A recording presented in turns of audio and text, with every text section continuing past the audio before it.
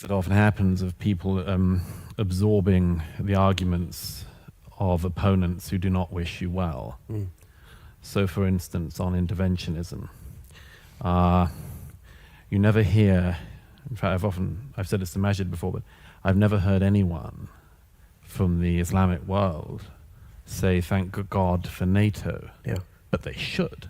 But by the way, I'd spend the rest of my book debunking these, sure. just for everyone's, but I mean, they shouldn't.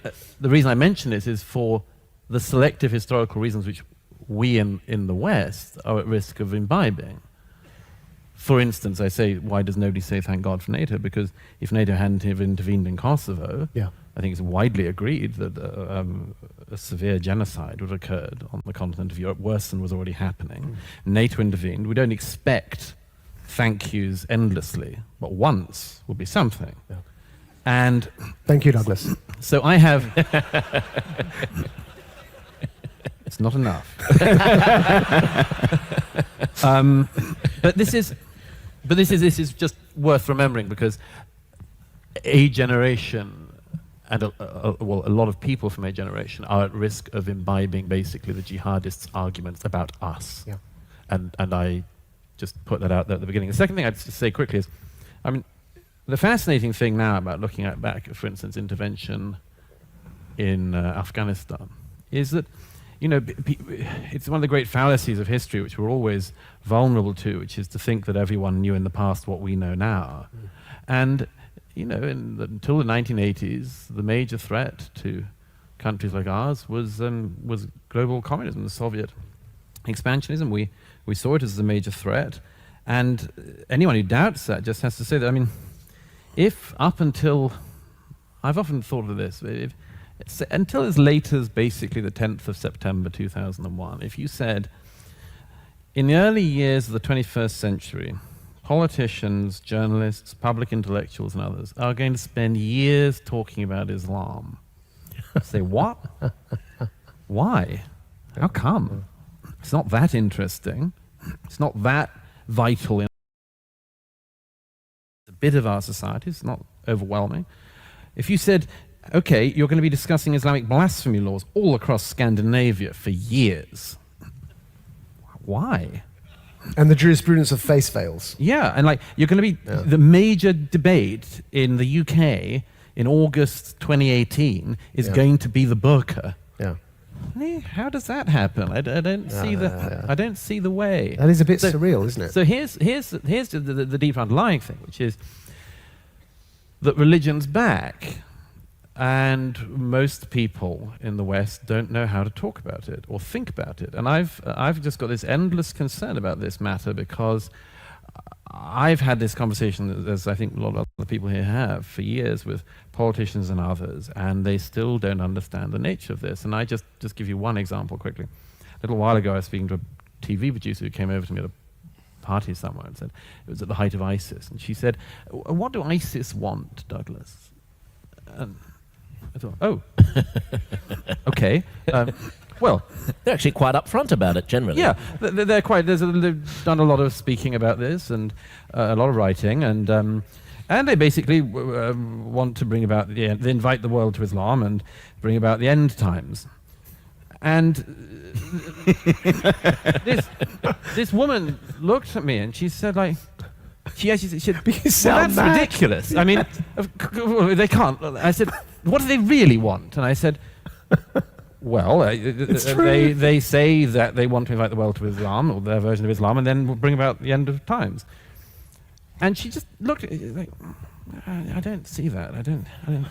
So, and then I realized, well, if I just said to her, basically what ISIS are after is like a 2.5% reduction in VAT, she'd have been all over it. Oh, yeah. Oh, I see. Well, would they settle for 1.2? You know, we'd have been able to talk about it. It is a bit high, isn't it? Let's find some compromise. But she had no idea. And that for me, in a nutshell, is one of the things, one of the many things we're walking through at the moment is... So once again, you have Douglas Murray bringing out some very salient points in terms of going back, like with revisionist history, and to ask these questions. and to basically say, yeah, you know what? Why is it that it's the West that it is the West that goes out to save people? It is the United States of America that is sort of, we don't want to be the police of the world. But when things go bad in a certain area, why is it that it is the United States of America, countries like Great Britain and other Western European democracies to a lesser point? But why is it that they're the ones that are going in with the United Nations to try to stop some of these genocides that are occurring in different parts of the world? Does anybody get any thanks? Anybody say, thank you, America? Thank you, Great Britain? Thank you, UN? Of course they don't. I thought it was pretty funny, though, when Douglas asked, one should, single thank you. And Majid goes, thank you, Douglas. That was, I mean, okay.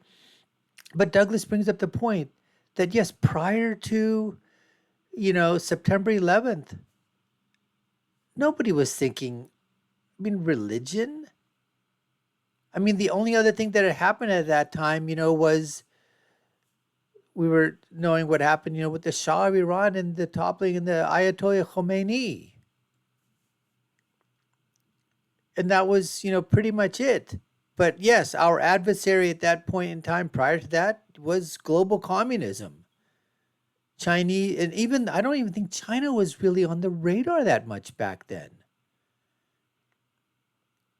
But to be saying that when Douglas brings up the point that you would be discussing blasphemy laws, discussing the burqa, discussing all sorts of Islamic theology and theocracy and how it pertains to the world, and then you have all these different terrorist groups that are forming, Al-Qaeda, ISIS, and all the splinter factions, and the terrorist activities that were going to occur, and to be called America the big Satan and Great Britain its little brother Satan, and that we want to bring about the Islamic caliphate, Islamic theocracy all over the globe, and live under the rule that whatever it is that their version of Islam is going to be, these Islamists, and then prepare for the end times. I mean, absolutely. Who would have thought back then? They would have thought that you were crazy, just the same way as we're talking about what was happening. And what's happened is, folks, is that social media, to an extent, and not only that, but the ease of like travel, and then the news, and then what you see out there. So there's so many people that are looking in their own countries, hardship, famine, disease, death, destruction, whatever you want to call it, even being persecuted by the Islamists in their own country if they're coming from Muslim majority countries, and then seeing through whatever it is, either through other people that have gone before them, or seeing it in the news, online, through papers or whatever, and knowing that there's something better out there in the Western democracies that get to Europe, to get to England, to get to France, to get to Spain, to Italy, to the Norwegian countries, to the United States of America, to any of those countries, would be 1,000,000 times better than where they are right now. They're migrants, asylum seekers, refugees, whatever you want to call it. They're on the march.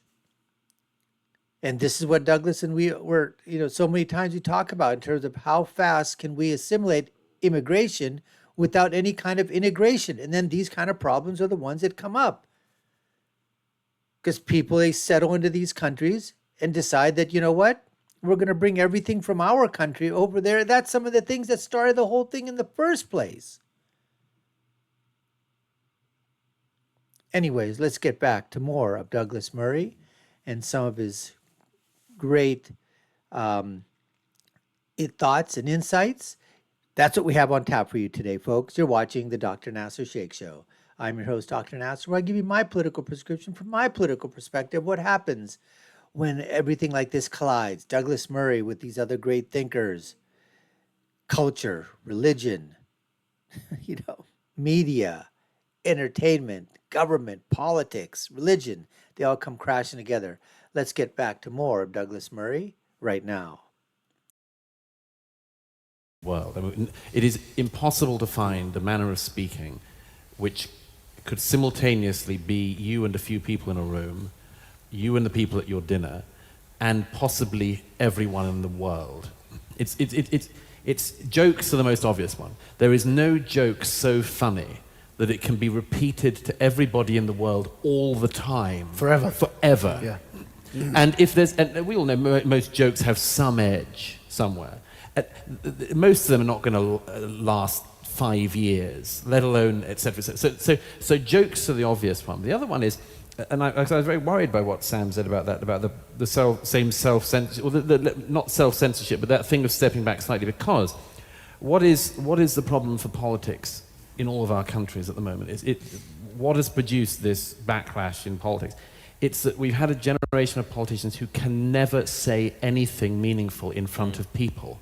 I mean, I spend a certain amount of my life on shows with politicians, and I know, and Majid knows, that basically you see it in their eyes. Yeah. The aim is to survive the next half hour without plausibly or otherwise being accused of racism, sexism, homophobia, transphobia, or something else. And you can see it in the other politicians. There's no meaningful win.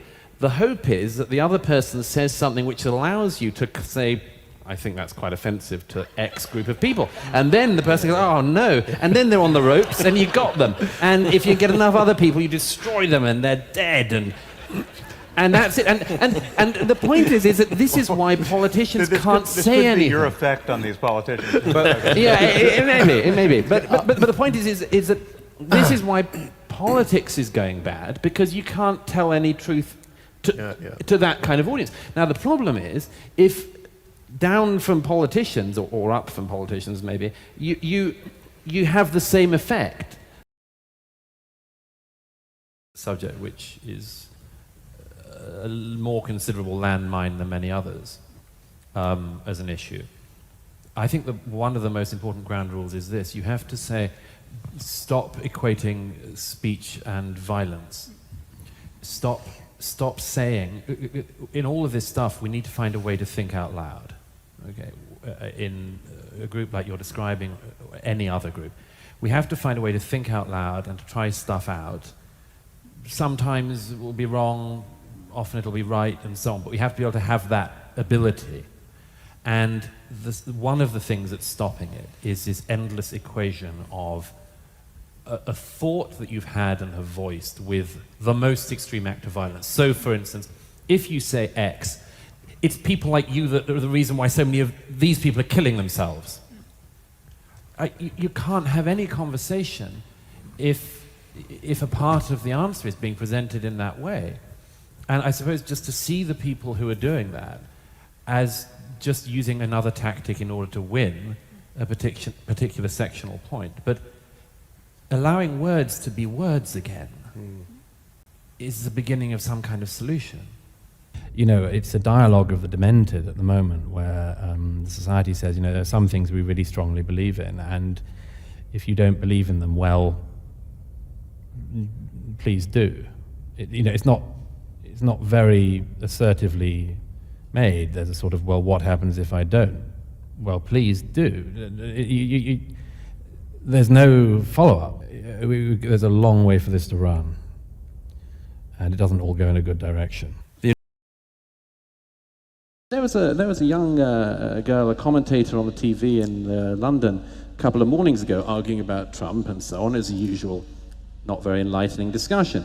She's arguing with Piers Morgan, and she says, you keep on saying I'm some supporter of Barack Obama. I mean, I'm a communist. She said, I'm literally a communist. Right. And thought, if this girl had said, you should be more careful. I'm literally a fascist. Yeah.